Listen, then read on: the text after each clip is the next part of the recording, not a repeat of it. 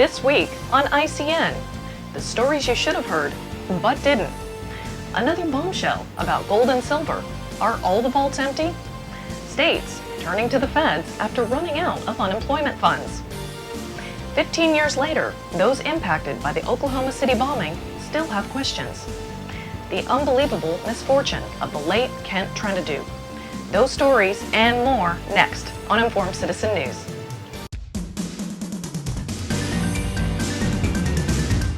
Hello and welcome to ICN, Informed Citizen News, April 11th, 2010. Picking up where we left off last week on what is rapidly becoming one of the largest frauds in history of the gold and silver commodity markets. A new bombshell interview by Eric King with GATA's Adrian Douglas and gold investor Harvey Organ about a recent visit to Scotia-Mocatta's gold vault. Harvey Organ and his son, who had ordered gold on the Commodities Exchange for delivery to their bank in Toronto, requested access to the bank vault to see their gold. After a few months, they were finally granted access, only to find a near-empty vault. Keep in mind that Scotia-Mocatta is the only bullion bank in all of Canada, and the mainstream media, a virtual blackout on these stories. Adrian Douglas, a director for GATA, was scheduled for interviews on several national media outlets last week, but all were canceled after the J.P. Morgan silver manipulation story came out. Ted Butler, a silver metals analyst, says now is the time for people to put pressure on the CFTC. In an article that we have included in our source links, he shares a letter template that can be emailed to the CFTC that makes a specific request to limit leverage in the silver market. Here's your chance to request the CFTC take action. Is this the only incident of a bank not having the precious metals it claims? Case in point was a class action lawsuit against Morgan Stanley alleging they sold precious metals to their clients and charged storage fees but did not actually have the metals in their possession. The case was later settled out of court. Mr. Organ concludes the game ends when the people with all these paper obligations say enough and take physical delivery, and that's when the mess will occur. Upon the realization that gold owned is just 1% of what is physically deliverable, you just might see the biggest bank run in history. With worries about the U.S. dollar and tough economic times, it's not surprising that local currencies are popping up all over the country. The IRS, FBI, Secret Service, Federal Reserve, and Treasury Department have all declared the printing and use of local currencies to be legal. Towns like North Fork, California, Piedmont, North Carolina, Detroit, Michigan, and even Brooklyn, New York have created their own local script. In most cases, these communities are simply looking to boost local commerce, but a growing distrust of the U.S. dollar is also at work. A few weeks after the healthcare bill was passed, questions reflecting confusion have flooded insurance companies, doctors' offices, human resource departments, and business groups.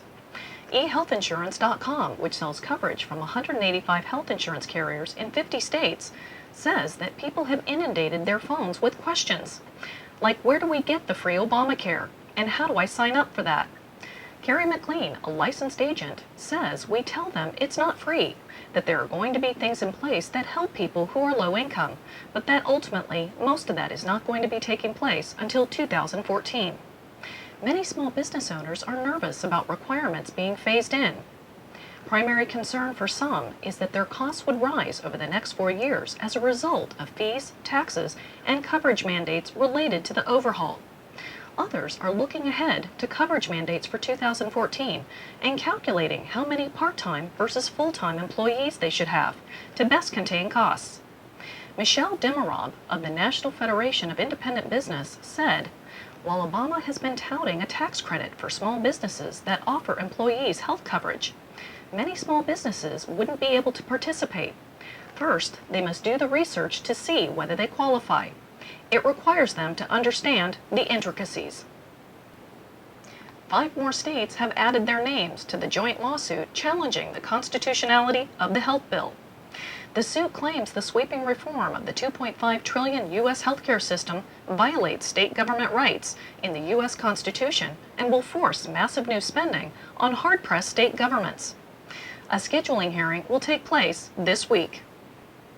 A total of 33 states and the Virgin Islands have depleted their unemployment funds and borrowed more than $38.7 billion to provide benefits to their people. 4 other states are also on the brink of insolvency. Debt-challenged California has borrowed the most, totaling more than $8.4 billion, followed by Michigan and New York, which have loans worth more than $3 billion. 9 other states have borrowed at least $1 billion from the federal government to pay the unemployed. Oklahoma City bombing victims' family members and survivors, along with investigative journalists, law enforcement officers, and private investigators impacted by the bombing, will hold a press conference to review the unanswered questions and latest revelations related to that tragic day in 1995. In addition, updates pertaining to the unsolved torture murders of Kenneth Michael Trentadue and Oklahoma City Police Department Sergeant Terrence Yeakey will be presented.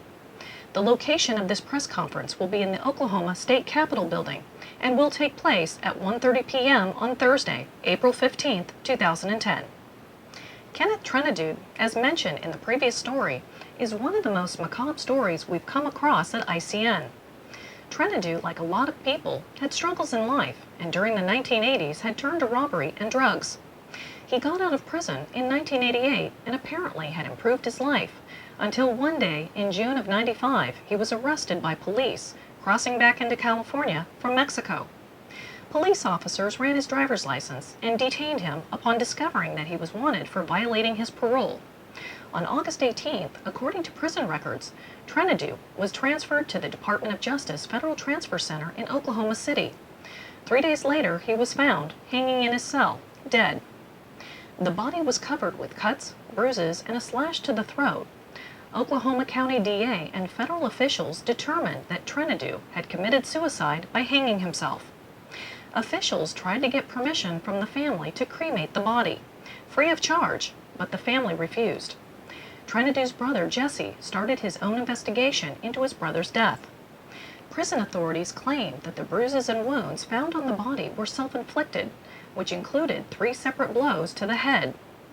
Jesse investigated further and concluded that the Justice Department had mistaken his brother for Tim McVeigh's suspected accomplice, Richard Lee Guthrie, Jr., who resembled witness descriptions of John Doe No. 2.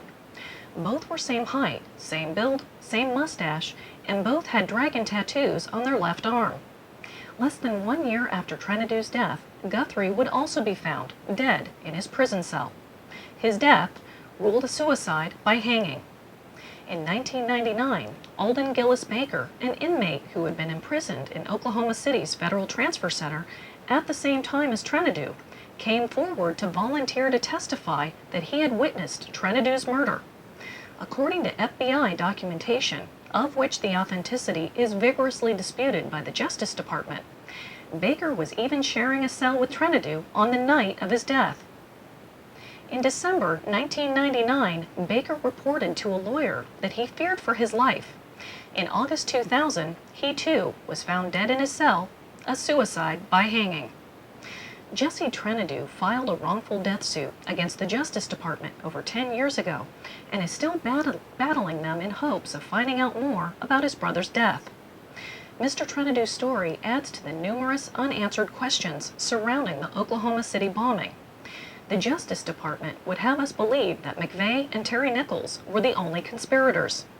But more than 20 witnesses saw numerous men, including the infamous John Doe No. 2, working with McVeigh in the days leading up to the bombing of the federal building in Oklahoma City. And sadly, Mr. Trentadue appears to have been the most unfortunate victim of mistaken identity. This week, in an attempt to win back trust, the Catholic Church in Germany opened a hotline for victims of pedophile and violent priests to call in to seek counseling and advice. The lines melted down on the first day of operation as more than 4,000 alleged victims called in. In the end, only 162 out of 4,459 callers were given advice before the system was shut down. Thanks for watching this week. For those of you who are new to ICN, welcome, and please share our channel with your friends and family. From all of us at Informed Citizen News, have a good week.